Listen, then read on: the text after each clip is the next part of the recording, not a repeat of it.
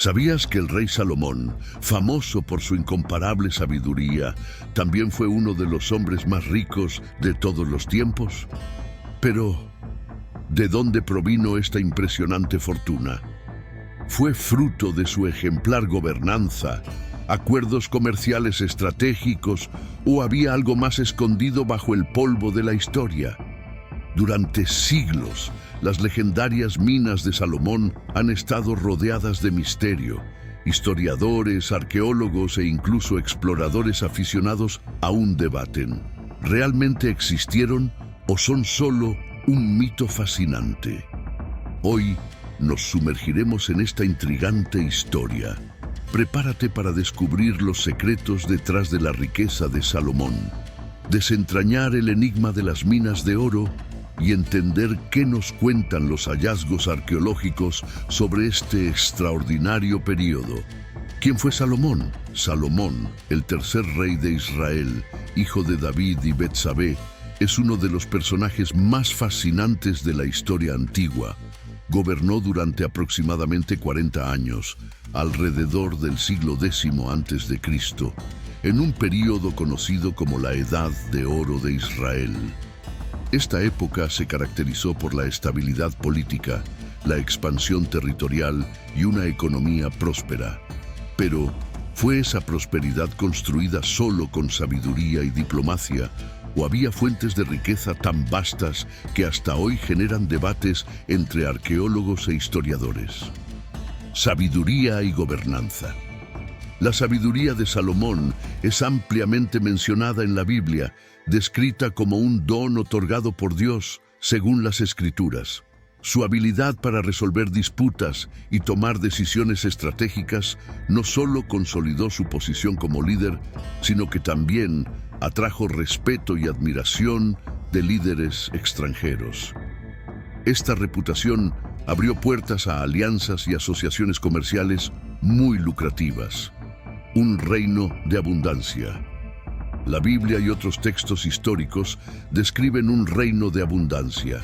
El relato más emblemático es el de la visita de la reina de Saba, quien, al presenciar la grandeza de Salomón, quedó impresionada por su riqueza y sabiduría. Este episodio ilustra cuánto se reconocía internacionalmente al reino de Israel, bajo su gobierno, como un polo de prosperidad. Símbolos de riqueza y poder. Dos de los mayores proyectos arquitectónicos de Salomón simbolizan su opulencia: el Templo de Salomón. Construido en Jerusalén, este templo fue diseñado como un santuario sagrado para el Arca de la Alianza. Su construcción utilizó materiales lujosos como cedros del Líbano y oro refinado, además de trabajo especializado proveniente de Tiro y otras regiones. El Palacio Real, una estructura monumental que también impresionaba por su tamaño y riqueza en los detalles, reforzando la imagen de Salomón como un monarca poderoso e influyente. Sin embargo, estas obras generan una intrigante pregunta. ¿Cómo logró Salomón financiar construcciones tan grandiosas?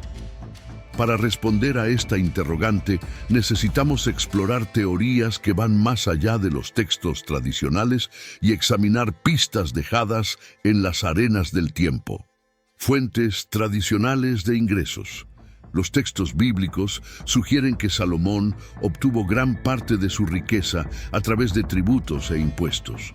Ciudades-estado y naciones vasallas pagaban tributos anuales en forma de plata, oro, productos agrícolas y otros bienes. Además, Salomón instituyó un sistema de divisiones administrativas en el reino, cobrando impuestos a las tribus israelitas para mantener su lujosa corte y financiar sus construcciones.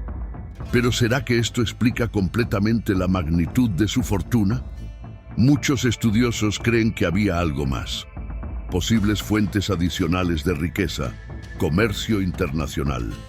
Salomón transformó a Israel en un centro comercial estratégico. Controlaba rutas que conectaban importantes mercados del Medio Oriente y el Mediterráneo con el Mar Rojo. facilitando el comercio de mercancías como especias, oro y productos exóticos, minería y recursos naturales. Se especula que Salomón explotaba activamente recursos minerales, incluyendo posibles minas de cobre, hierro e incluso oro. Aunque la ubicación exacta de estas operaciones es debatida, podrían haber sido fundamentales para sostener su reinado.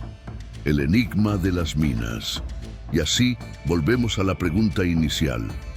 ¿Tuvo Salomón realmente acceso a minas de oro tan vastas que sostuvieron su legado? ¿O su riqueza fue el resultado de una combinación de tributación, comercio y alianzas estratégicas? Lo que sabemos con certeza es que Salomón reinó en un periodo único, donde su sabiduría, liderazgo y capacidad para forjar alianzas sentaron las bases de uno de los reinos más prósperos de la antigüedad. Las minas del rey Salomón, ¿realidad o leyenda? Las famosas minas del rey Salomón son uno de los mayores misterios de la historia antigua, alimentando el imaginario colectivo e inspirando expediciones, libros y películas a lo largo de los siglos. Pero, al fin y al cabo, ¿esas minas realmente existieron o son solo un mito construido en torno al nombre de uno de los reyes más poderosos de la antigüedad?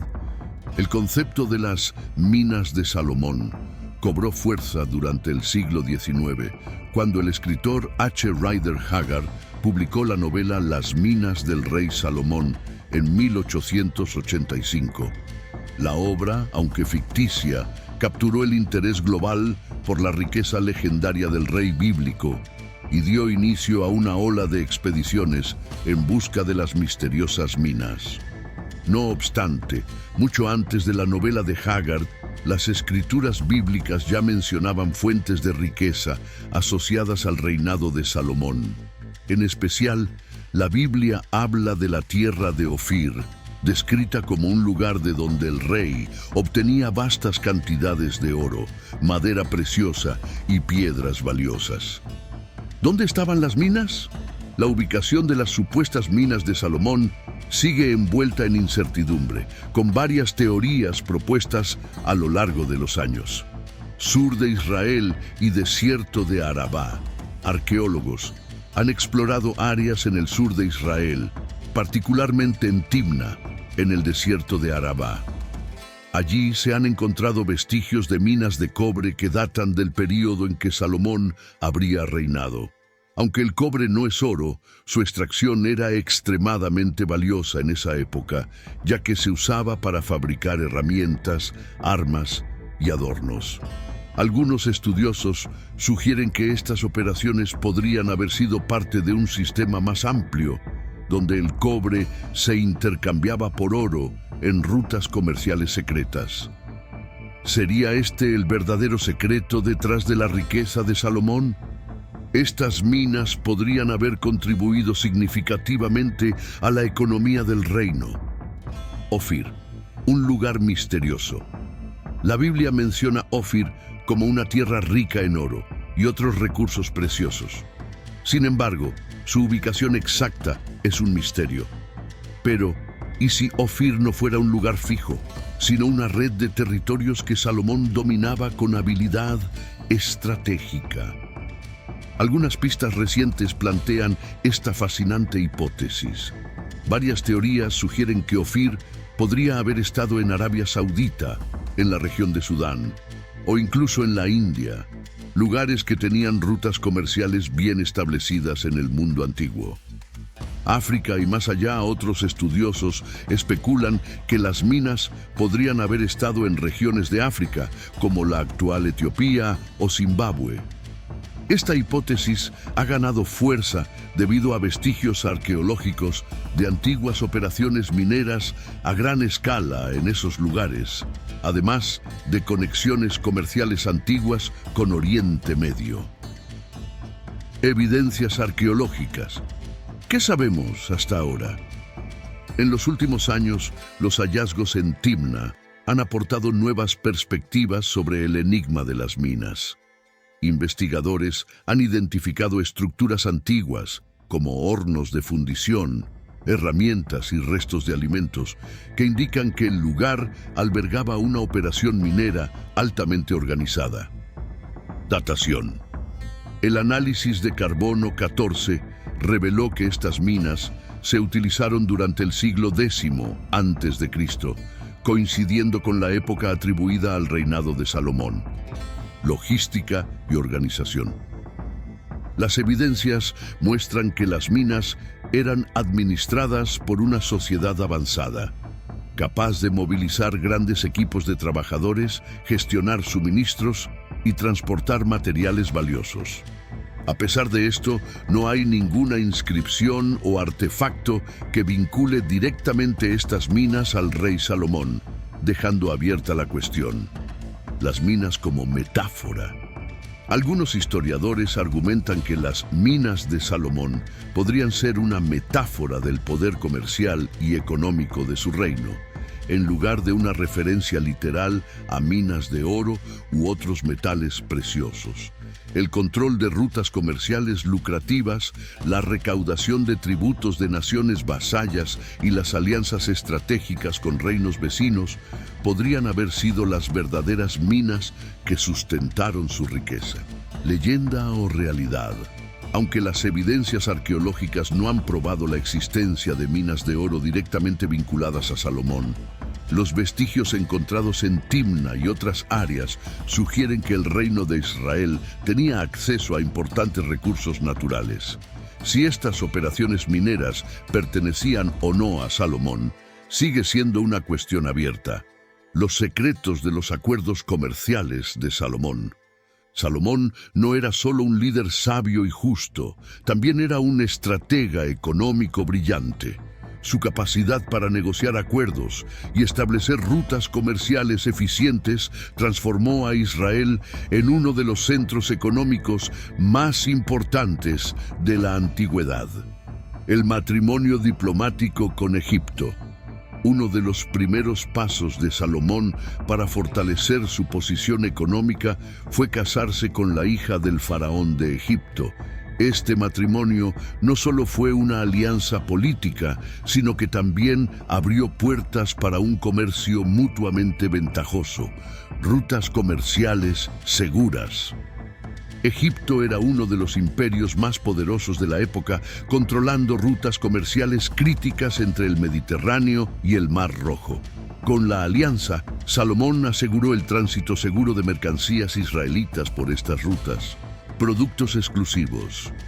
Egipto suministraba bienes valiosos como lino fino, papiro, caballos y carros de guerra que Salomón redistribuía a otras naciones, generando beneficios adicionales.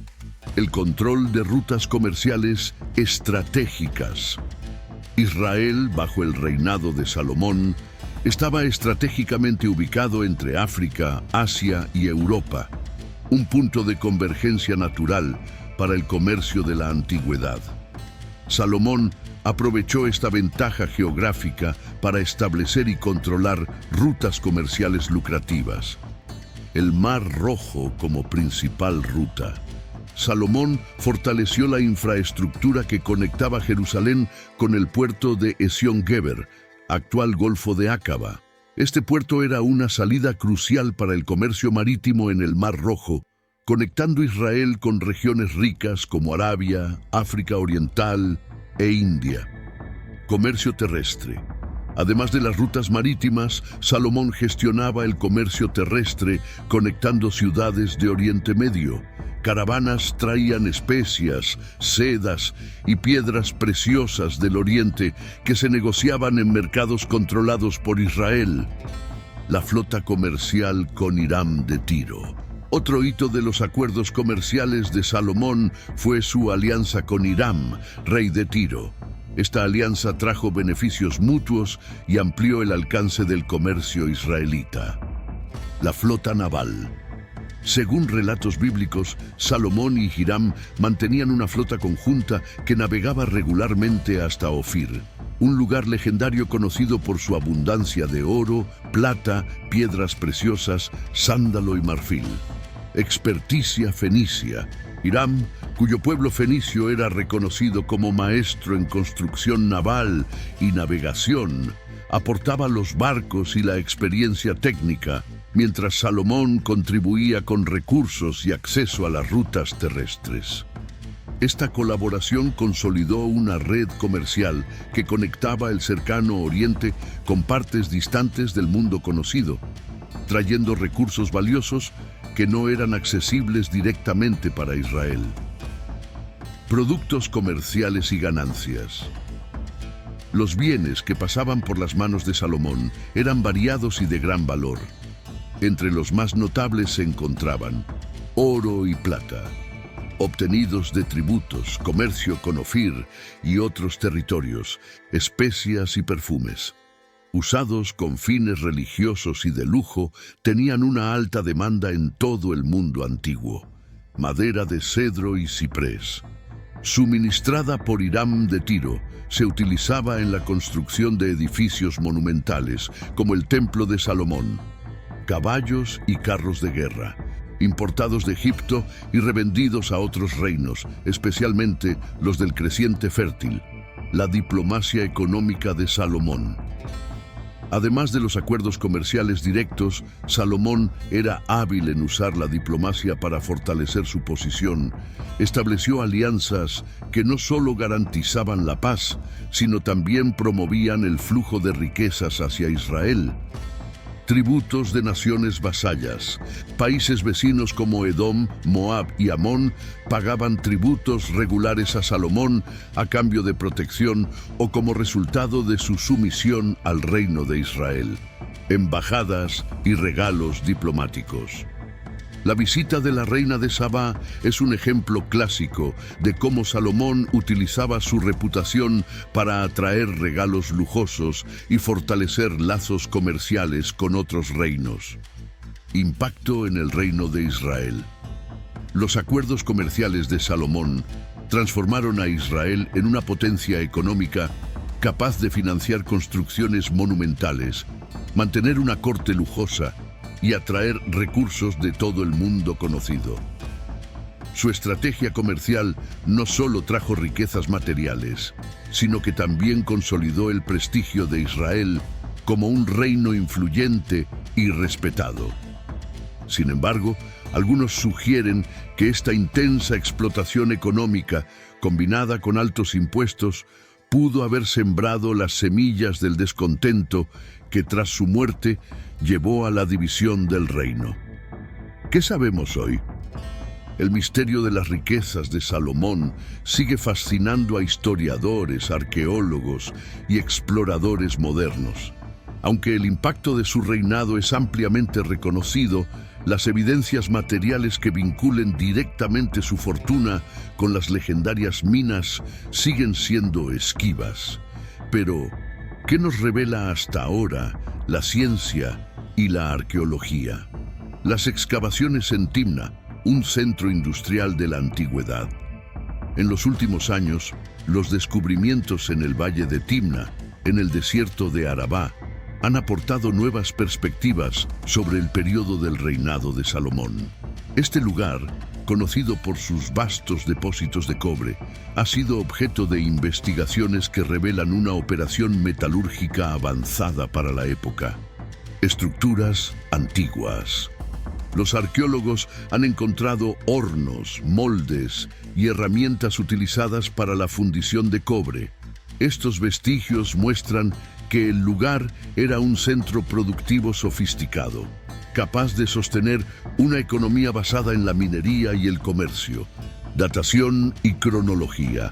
Pruebas de carbono 14 datan las operaciones de Timna en el siglo X a.C., coincidiendo con el periodo tradicionalmente atribuido al reinado de Salomón. Esto ha llevado a algunos estudiosos a especular que la minería en Timna podría estar asociada al sistema económico de su reino. Una fuerza de trabajo bien organizada. Además de las herramientas, se descubrieron restos de alimentos que indican que los trabajadores de las minas tenían una dieta diversificada. Esta organización logística refleja una administración centralizada, compatible con el tipo de sistema descrito en los relatos bíblicos. A pesar de estos hallazgos, no hay inscripciones ni pruebas directas que vinculen Timna específicamente con Salomón, dejando el misterio abierto. Las supuestas minas de oro, Ofir y más allá. Mientras que Timna es más conocida por la producción de cobre, la búsqueda de las minas de oro mencionadas en la Biblia sigue siendo inconclusa. El texto bíblico cita a Ofir como una fuente de oro extraordinaria, pero su ubicación exacta nunca ha sido confirmada. Hipótesis de ubicación: Arabia y África Oriental. Lugares como la actual Etiopía, Sudán y Zimbabue han sido sugeridos como posibles ubicaciones de Ofir debido a las evidencias de antiguas operaciones mineras y su proximidad a rutas comerciales de la antigüedad. India. Algunos estudiosos creen que Ofir podría estar en la India, dada la riqueza de oro y especias mencionada en los textos, que coincide con los productos comerciales de esa región. La flota comercial y Ofir. Registros bíblicos afirman que Salomón enviaba barcos a Ofir en asociación con Hiram de Tiro. Estos barcos regresaban cargados de oro, plata, madera de sándalo y piedras preciosas. Sin embargo, no se han encontrado vestigios arqueológicos que confirmen esta flota o sus viajes. La leyenda como inspiración contemporánea. Aunque no haya evidencias definitivas, el fascinante misterio de las minas de Salomón sigue vivo. Libros y películas.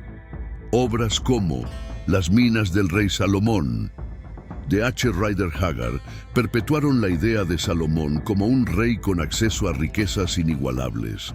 Expediciones modernas. Exploraciones en busca de las minas se han realizado en varias partes del mundo, desde África hasta el Medio Oriente, pero ninguna ha logrado probar su existencia. Impacto cultural.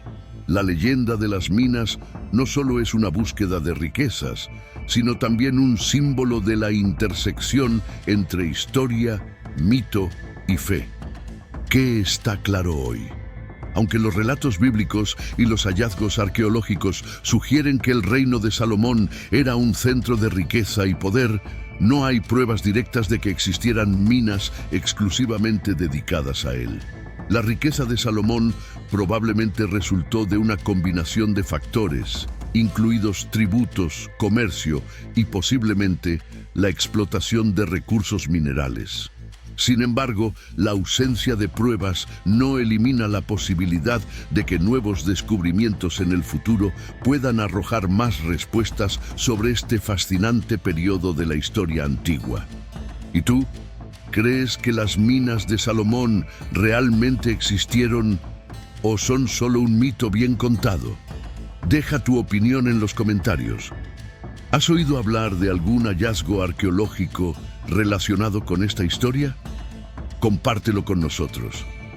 Hoy exploramos el viaje de Salomón, su ascenso como uno de los hombres más ricos del mundo antiguo, los misterios de las minas de oro y los acuerdos comerciales que sustentaron su fortuna.